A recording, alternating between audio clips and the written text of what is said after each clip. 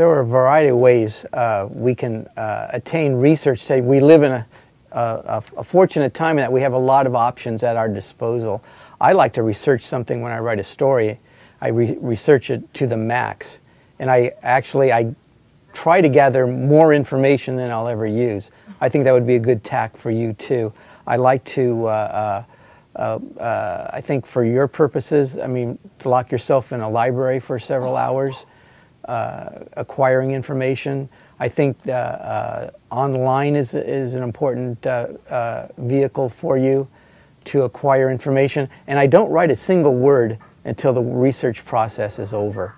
I find that's the easiest way to do it, because in that way you organize your thoughts, you get everything in order, set your priorities on what you want to say, how you want to say it, and only then do you go to the keyboard and start writing. I think that's an important way to do it. I do a lot of research when I'm getting ready to do a story. First, to find out kind of the scope of what I'm looking at. Is this a little portion of a far bigger picture that I didn't know was there, or is it just a little element? And then I also try and talk to people who have actually been affected in different ways. Like at a school, I might talk to the students and the teacher and the principal. So if I was looking at an issue, I might look at people who were there when it happened, if possible, or people who were affected by some aspect of the law. People who've had different experiences, so it's not all the same. So I guess variety would be the thing I would point to in terms of research. The research that goes into a story depends entirely on what I'm going to cover that night. If it's a feature story, I'll find out as much about the subjects I can before I do the interview. That allows the interview process, instead of just being a fact-finding mission, to go more in depth as to the subject. I don't have to deal with where the person grew up. I know that going in. And also, knowing more about the subject allows me to have a better rapport with the subject. That person knows that I spent a little time finding out about them beforehand. If I'm going out to cover a game, which is the majority of my time, I'll look at both teams, look at individual players, look at possible storylines. Are there winning streaks? Is this a rivalry game? What makes this game special? And that's my goal pretty much in every story, is to find out what makes each game special. I call it, instead of just writing a game story, which is Joe Blow had 2 hits to lead Modesto to a 3-2 win over Escalon. That's a game story. The story of the game is finding out, well, what's special about Joe Blow within the context of the game.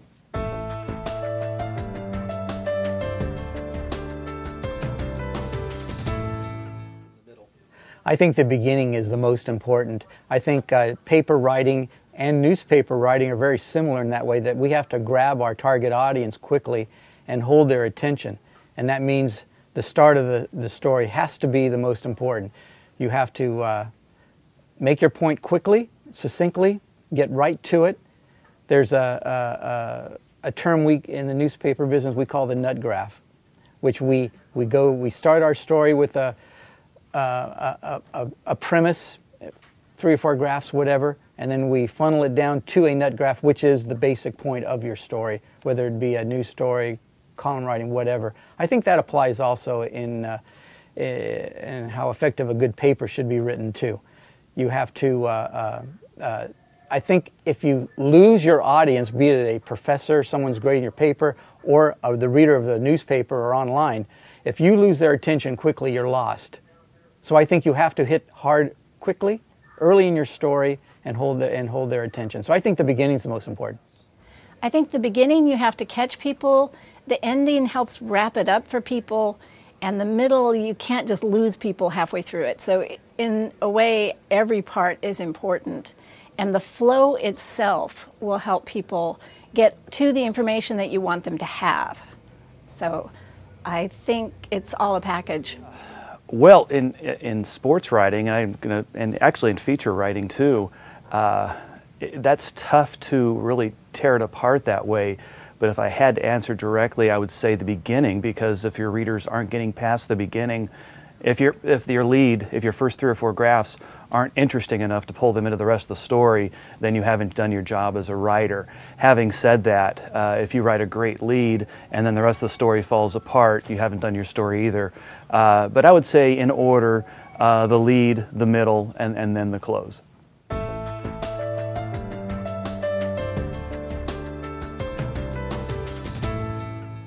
With rules. I do have, when I go back in the next day's paper and read something, I'll find a trap that I've fallen into, a writing rut where I use a certain pattern of words or a certain structure too often in a story and it becomes repetitive. I very much try to, when I have time to write, alter the rhythm of the sentences themselves.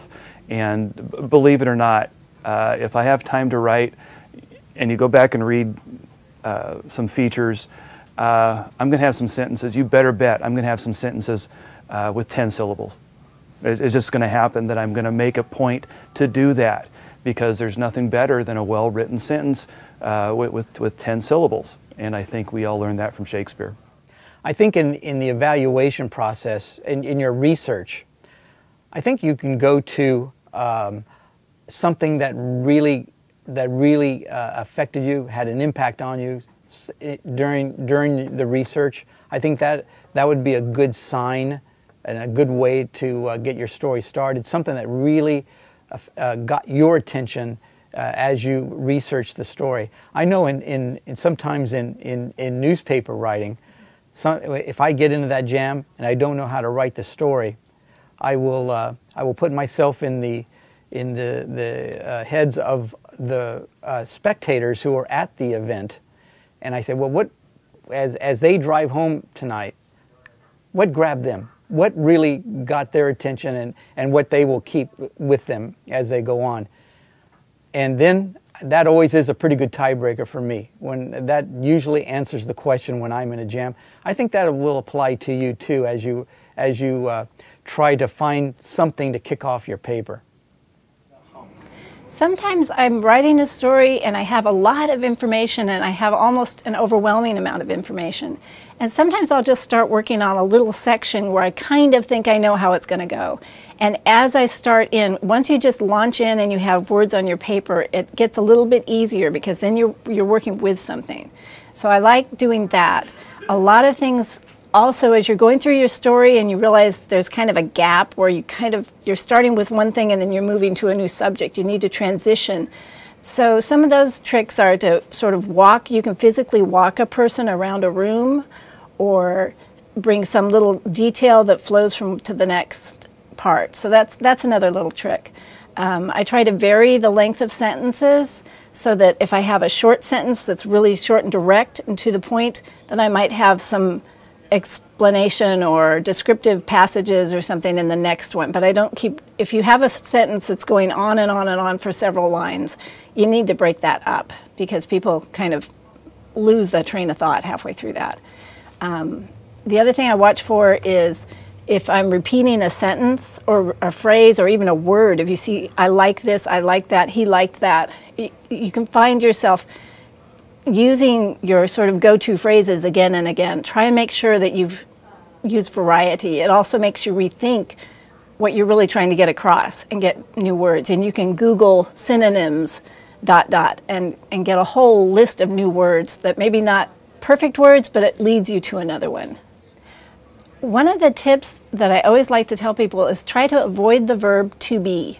It's a great exercise in and of itself. You'd be amazed how many times you use the word is, was, I have been, and you get these verbs that are really blah.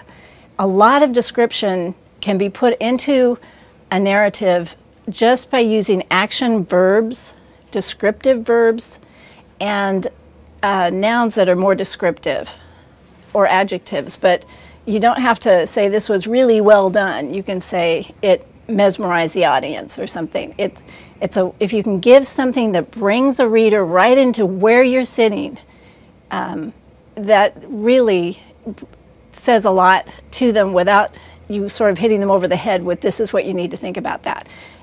You're using your own judgment when you're telling people how to perceive something. If you just say what it looked like, then a lot of times they can get a lot of the ideas you wanted to bring across all on their own. No question. I go back to if I'm in any kind of writer's block, and this also applies to when I'm on a very, very tight deadline, when I may only have 10 or 15 minutes to write a story if a game has gone long.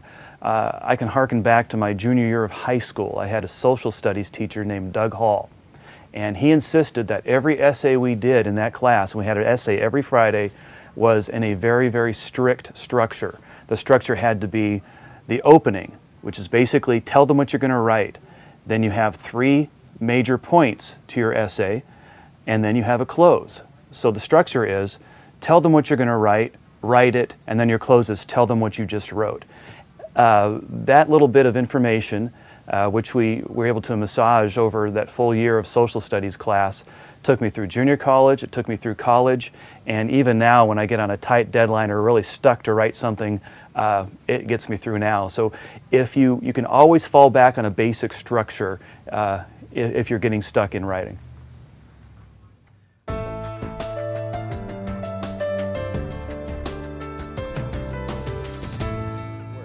I try to, when I have the time, I read the story over twice.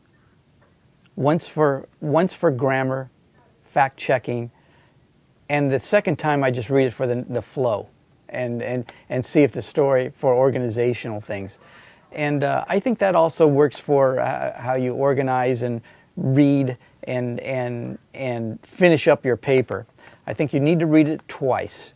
Make sure your grammar, your spelling, your fact checking is on the money, and then read it one more time to make sure the organization and flow is correct. And if you do those things, I think you'll have a pretty effective paper. Sometimes there's only time to wish on a lucky star, but since you'll be doing a paper that you're going to think about for several days and hopefully have done a little bit ahead of time, you'll have some time to have other people read it.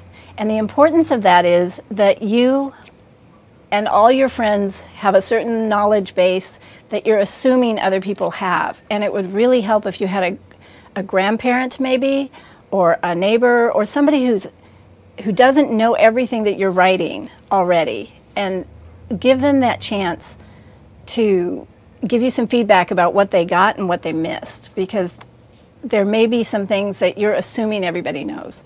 It helps you get that step back, take a look at it, see it in the big picture. Quick read. A lot of times when I'm writing a story, again, we're talking deadline, where I'm up against it and the editor needs it right now, I will send it through a spell check every time, and that's just something that I do. I'll go through and recheck all the names in the story to make sure that the names are spelled correctly. But as far as a final check, if it's a feature story, I'll finish the story, actually walk away, get a soda, leave the story for 10 to 15 minutes, come back and give it a complete reread and rewrite probably some of it. If I'm on deadline, I don't have that luxury of the time. So yeah, so if it's a feature story with no deadline, I'll give it a complete read it all in my head, read it all with the voice in my head. If it's on a deadline, then no, I don't have time to do that, and I'll just make sure that I get the names right and the spellings correct.